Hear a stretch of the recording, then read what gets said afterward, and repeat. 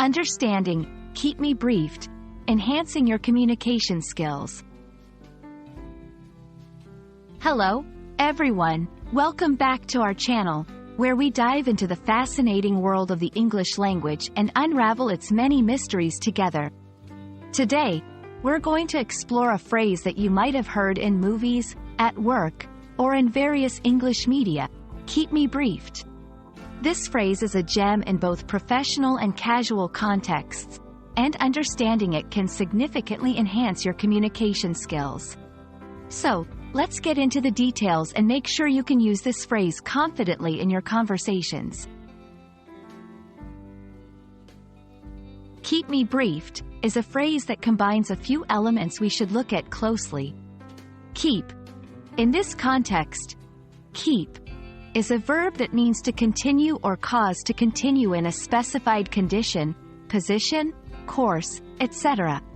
Me simply refers to the person speaking.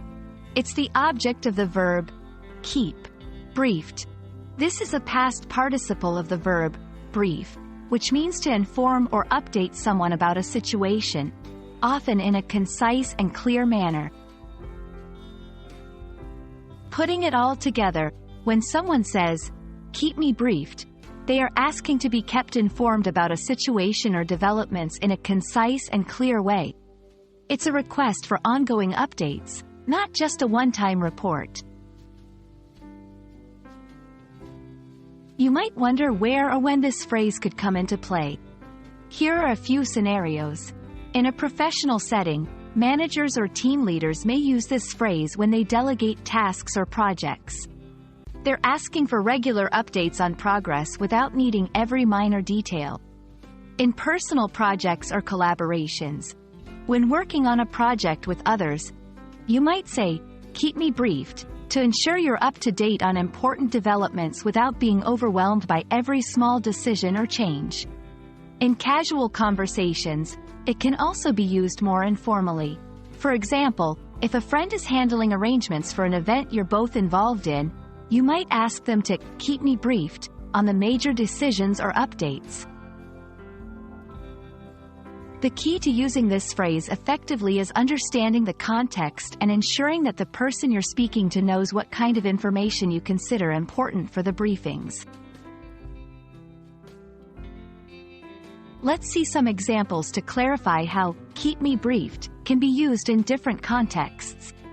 Professional. As I'll be in meetings most of the day, please keep me briefed on any client feedback. Collaborative projects. Since you're leading the design team, keep me briefed on your progress so I can update the stakeholders. Personal. I can't attend the planning meeting tonight, but keep me briefed on what's decided, okay? These examples show how versatile the phrase can be, adapting to various situations while maintaining a clear request for information. And there you have it. You now understand what keep me briefed means, how to use it, and when it's appropriate to do so. It's a powerful phrase that can make your communication more efficient, especially in situations where you need regular updates but want to avoid information overload.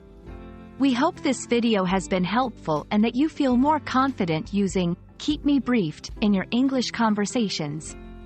Don't forget to like, share, and subscribe for more content like this. See you in the next video.